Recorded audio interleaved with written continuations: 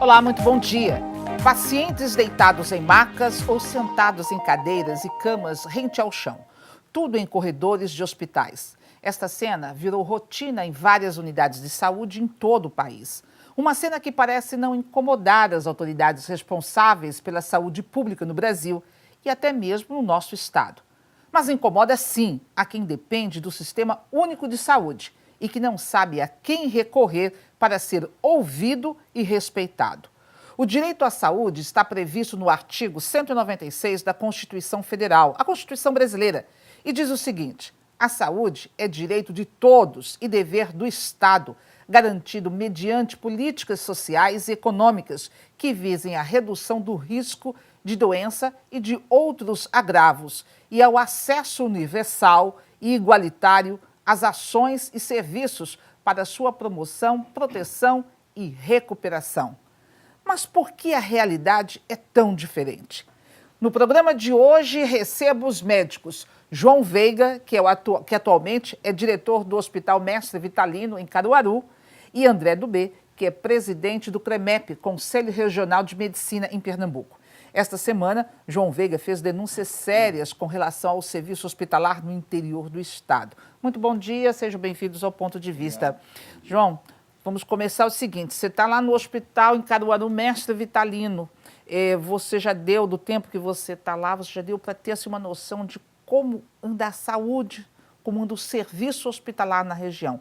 Como é que você define? A situação é muito grave, porque o SUS ele tem três entes dentro para poder funcionar: o ente federal, o estadual e o municipal.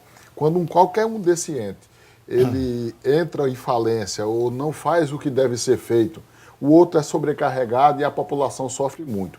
Hoje a gente está com um problema seríssimo com o município e o governo federal. As verbas do governo federal, que são obrigatórias para os municípios, você vê, nós estamos em setembro, certo? E a verba até agora, o Ministério da Saúde só mandou 29% do orçamento da União para gastar no ano todo. Então, ou seja, isso, o governo federal passa as verbas atrasadas e poucas, tanto é muito SAMU no estado de Pernambuco está parado por causa disso, e a atenção básica de saúde simplesmente faliu. Não tem mais a atenção básica de saúde. O paciente, ele vai, às vezes, muitas vezes, a primeira vez que ele sabe que está com hipertensão é quando ele chega num hospital já infartado. Quando ele sabe que está com hipertensão é quando ele chega no hospital com derrame cerebral. Então a atenção básica faliu completamente.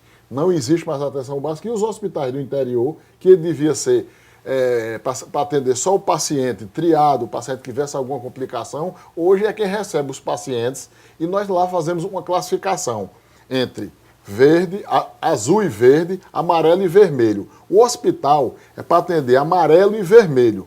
Hoje, de cada 100 pacientes que chegam no hospital de Arco Verde, no regional de Arco Verde, 75% é azul e verde. Ou seja, deveria estar sendo atendido na atenção básica.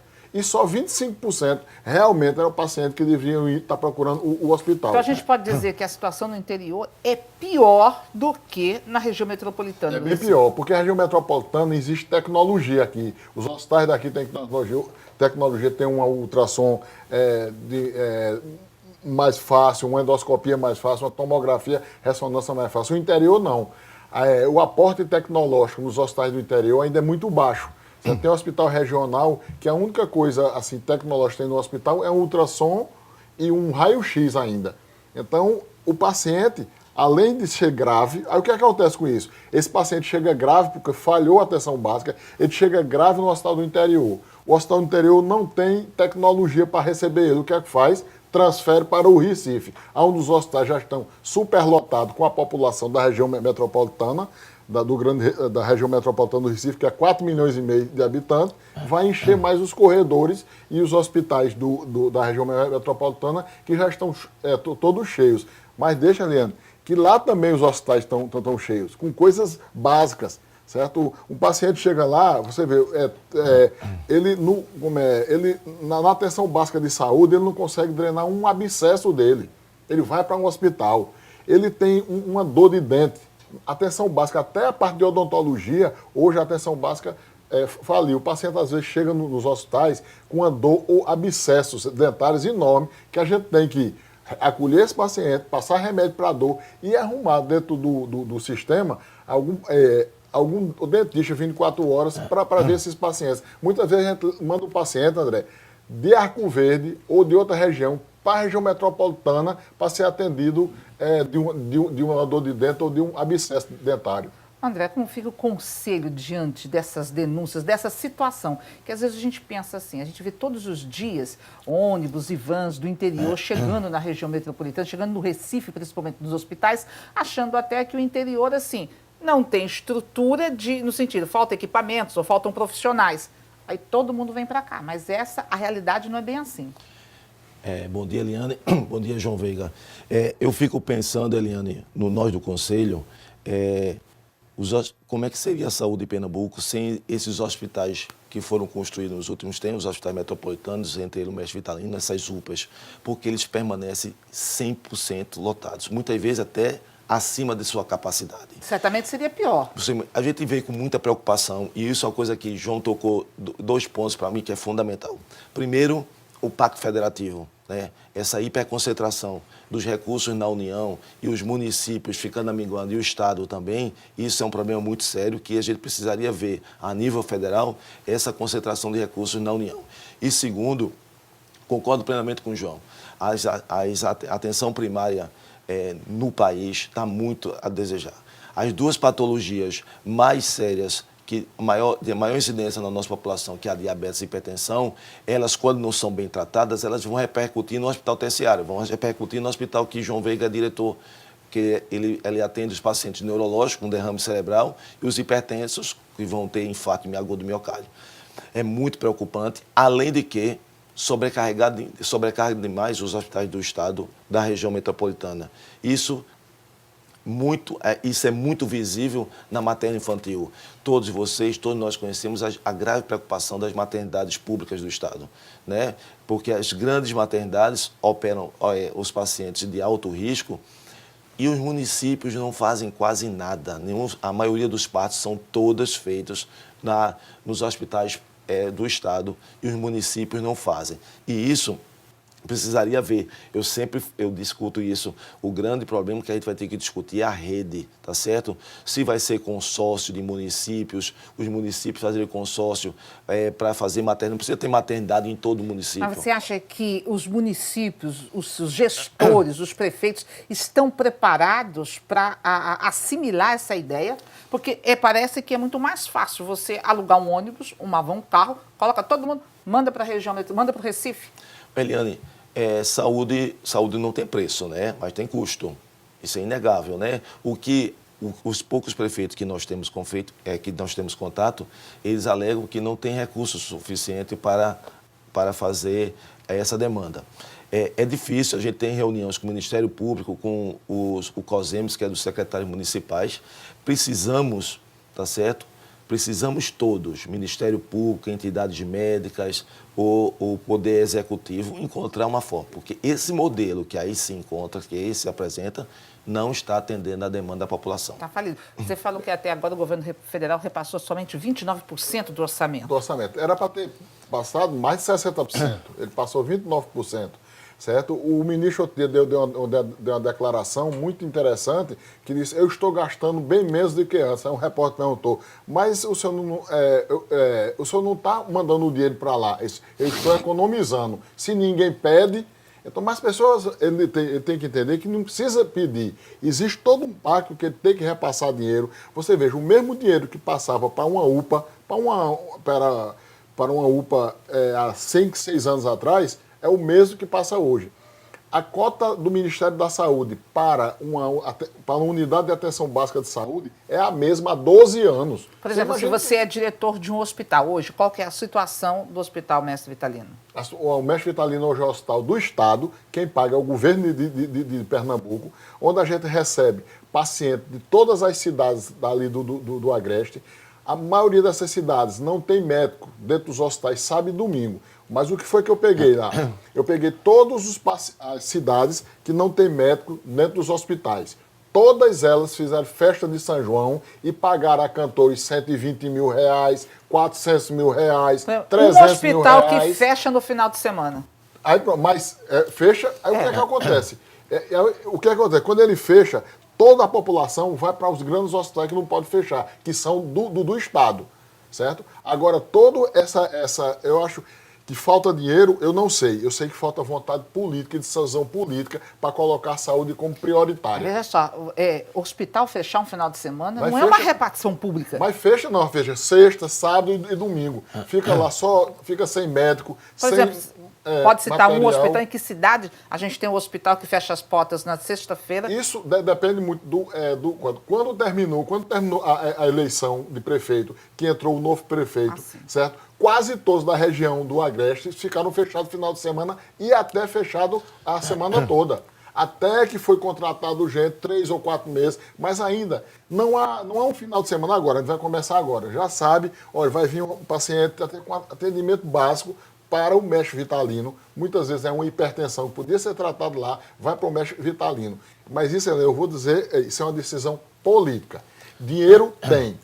Falta uma decisão política para dizer, a saúde é prioritária. Esse meu hospital é pequenininho, na minha cidade, mas eu vou arrumar ele de um jeito que, pelo menos, o paciente, qualquer pessoa dessa cidade, se precisar de um atendimento de urgência, a gente vai estar aqui para dar o mínimo. Você vê, você chega no hospital do interior, não tem um desfibrilador. Se o prefeito tiver um infarto, ele morre, porque não tem um desfibrilador. E um desfibrilador é caro, ora, ele deve custar mais ou menos 0,5% de Wesley Safadão. Então, e não tem lá. Então, a decisão política. Se tem tanto dinheiro para investir em shows em festa, tem dinheiro para poder comprar o equipamento. Aí é que devia ter, assim, uma ordem dizendo, a prefeitura, o hospital da prefeitura X tem que ter isso. É obrigado, amigo. Se você não tiver isso, você não pode ser o prefeito. Você também não pode fazer festa, você não pode fazer isso enquanto o seu hospital não tiver esses equipamentos básicos e tiver pelo menos um médico todos os dias para a população. A gente pode dizer que a lei não é cumprida, não é respeitada e se faz o que quer. O prefeito vai dizer é que a rúbrica daquele dinheiro não é para usar na saúde. A gente já sabe mais ou menos, isso que o João Veiga já falou, nós já denunciamos, inclusive na última quarta-feira, que o João Veiga também estava, o Ministério Público também, que o SAMU, para você ter ideia, o SAMU, ele já tinha avisado que vários municípios daquela macro-região, no final de semana, não tem médico. Isso é muito grave. Você veja, o SAMU, né, de Arco Verde, que é uma cidade grande, da macro-região do Mochotó. O SAMU de Arco Verde está fechado, porque o Ministério da Saúde não repassa dinheiro e o município diz que não tem dinheiro, realmente não é barato, e o município não tem dinheiro para bancar o SAMU para ele e para todos os municípios. Ou seja, as ambulâncias vão ficar paradas o dia, quando chegar o dinheiro para voltar, não serve mais, está tudo sucateado. Exatamente. Olha, em Pernambuco nós temos aí 10 faculdades de medicina, sendo que 5 delas estão formando já profissionais. A média é de que 1.000 alunos passem a ser profissionais e entrem no mercado a cada ano. A gente faz um rápido intervalo e a gente volta daqui a pouquinho.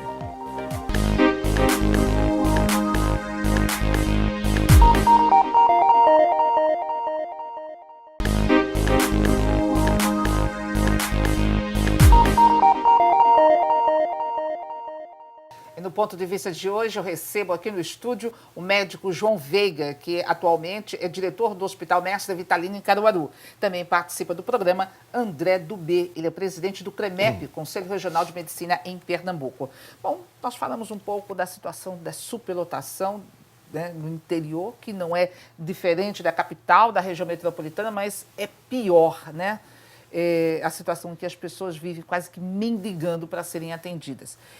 Um outro problema é a questão dos profissionais, a capacitação, a qualidade dos profissionais, e não só médicos, mas enfermeiros e assistentes.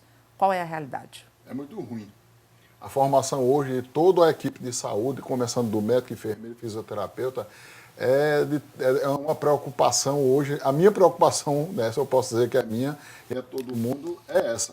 Porque existe muita faculdade de medicina jogando um médico aí, certo? Sem o menor preparo, porque a própria faculdade não tem preparo. Se Pernambuco já é calamitosa a situação, você veja agora, numa cidade como Campina Grande, foi autorizado uma faculdade formar 450 médicos por período, ou seja, 900 médicos por ano, uma faculdade só. São médicos que se formam sem um hospital, não há garantia para ele a residência médica e médico. Para mim, no meu entender, e nesses quase 30 anos que eu estou vendo, médico sem residência não é médico, ele é formado em medicina. Ele não sabe medicina. Porque eu não era um estudante ruim, não era. Mas eu tive que fazer 5 anos de residência. Porque alguém que só faz 6 anos vai ser médico igual? Não vai, porque a gente não aprende em 6 anos medicina. Hoje não tem mais residência. Tem residência. Mas muitos não fazem. Mas é porque a vaga é muito pouca. Ou seja, houve uma preocupação de jogar médico no mercado, certo? E não qualificar. O importante, olha, o governo brasileiro trouxe de Cuba pessoas que não eram médicas para cá. O importante é ser atendido. Pode ser atendido ruim ou bom. Aí jogou aqui mais de 7 mil cubanos que não são médicos, não têm a mínima noção de que ser médicos, e está atendendo a população por aí. Então, jogar médico que passou 6 anos na faculdade, formado em faculdade, que deu dinheiro a muita gente e está dando dinheiro a muita gente, para o governo brasileiro não é nada. O poder, as pessoas do poder nunca vão precisar desses médicos, a não ser se tiver um acidente na estrada, então eles irresponsavelmente fazem isso. Fizeram com a enfermagem, nós ficamos calados.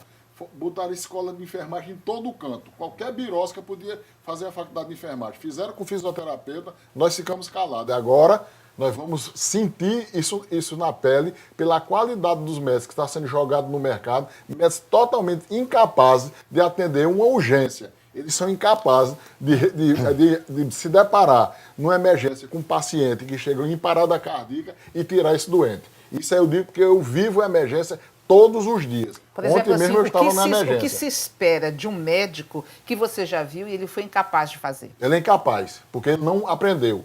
Ninguém com 6 anos sai de lá da faculdade de 6 anos e vai enfrentar uma. Quando você se forma, normalmente bota você numa emergência, porque não tem outro canto. Então esse médico já devia ser preparado para isso. Eu e André, nós fomos para isso. Eu no segundo período de medicina, ou no segundo semestre de medicina, eu já estava no HR. No terceiro, eu já era veterano do Getúlio Vargas. Então eu passei minha vida toda vendo aquilo. Quando eu me formei, eu fui para a residência médica, mas eu já tinha pelo menos 4 anos na emergência do Getúlio, eu, André e todos nós. E aí a gente não é nenhum gênio não, agora a gente aprendeu. Aonde é que estão esses estudantes hoje? Você vê, era um monte de estudante que tinha na restauração, hoje não tem 10% desses estudantes lá.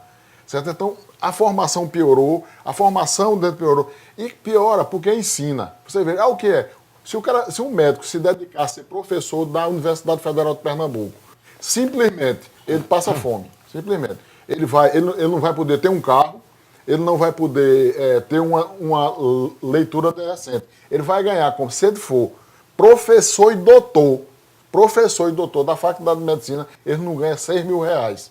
Agora, o seguinte, Livre. Antes da gente falar da questão do salário, João, quando você fala que o médico não está capacitado, que ele é incapaz no dia a dia, por exemplo, assim, o que esses médicos que estão entrando no mercado, que não passaram pela residência, que as vagas são poucas, o que ele não consegue fazer? Cita exemplos para a gente do que não consegue fazer. Porque muitas vezes a gente vai a um consultório, vai a uma emergência, vai a um hospital e reclama, o médico não sabe. Quando a gente fala assim, nessas viroses que tem, toma um remédio, esse remédio serve para tudo e não consegue se descobrir uma doença. O que é que esse médico, de fato, ele não consegue fazer porque ele não foi preparado? Ele não consegue dar diagnóstico básico. Ele não consegue intervir em emergências, como entubar um doente, pegar um acesso venoso para fazer droga em um doente, dar um diagnóstico de um infarto. Ele não consegue, ou seja, coisa que nós, como se formamos há 30 anos atrás, a gente sabia, não é porque a gente é gênio, não, é porque nós aprendemos isso lá na faculdade. Você está dizendo que tem um médico que não sabe entubar um paciente? Não sabe entubar. Isso aí é comum demais. Médico está se formando agora que não sabe entubar. E eles vão para as emergências. Eles são colocados nas emergências para atender a gente. Ou seja, para aprender na prática o que tem que fazer. E correndo risco. Não, mas a gente já aprendeu, na realidade a gente aprendeu na prática. Mas quando eu fui para a restauração, sempre tem alguém... Mas eu digo esses. Esses não tem por quê? As faculdades, isso, olha, eu digo a você, que as faculdades federal e estadual são faculdades boas. A FESP, a UPE e a Universidade são boas faculdades. A minha preocupação é com elas também, mas muito mais com a preocupação com essas faculdades que estão vindo agora. Como é que uma faculdade de medicina vai existir sem ter um hospital para os alunos treinar? André, o conselho. Veja só, O que isso é o uma conselho preocupação. pode fazer? É uma preocupação muito grande do Conselho Federal de Medicina e dos regionais. Pegando um gancho que João Veiga falou, nós temos quase a mesma idade, 50 anos de idade, e a gente está perdendo. Quem é que vai cuidar da gente quando a gente tiver com 65 anos? Parâmetro esse que quando a gente tinha 30 anos, a gente sabia quem ia ser os nossos médicos. Então, a primeira coisa é que a gente está perdendo o parâmetro nisso. Segunda coisa, essas escolas médicas, essa proliferação de escolas médicas tem uma preocupação, inclusive os estudantes de medicina, através dos seus diretórios acadêmicos, já nos procuraram o Sindicato dos Médicos, preocupado com o campo de prática, aonde que eu vou aprender, tá certo? Para você ter uma ideia, tem paciente que está sendo dividido por 4 acadêmicos e 4 doutorandos. Por exemplo, ele tem um sopro sistólico, aí vai lá, o pessoal vai, porque nunca ouviram um sopro sistólico, porque não E teve... o que é um sopro sistólico? O sopro sistólico No coração. do coração. Ou seja, coisa que a gente aprendia na nossa escola, no Oswaldo Cruz, a gente tinha o campo de prática, tinha os professores. Hoje, isso está muito preocupado. E isso vai repercutir aonde? Na formação. Esse ano, foram feitas provas, 3.100 colegas para fazer prova de residência médica para 500 vagas, 550 vagas. Ou seja, 2.500 médicos sem residência médica. Como o João Veiga, aí, residência médica é quase que uma obrigação hoje, tá? Agora, esses 2.500 que não fizeram residência médica, eles estão sem estudar, sem trabalhar, ou eles estão trabalhando? Vou dar para você um exemplo. Chegou no conselho, disse, presidente, tem um médico que quer falar com o senhor pode atender, subiu. O caso era um rapaz de 11 anos de formado que tentou 3 anos residência médica, não passou, contraiu matrimônio, casou, teve filho, começou a dar plantão no interior, segunda, quarta e sexta, ganhava segunda, quarta e sábado, ganhava um valor razoável para sustentar sua família.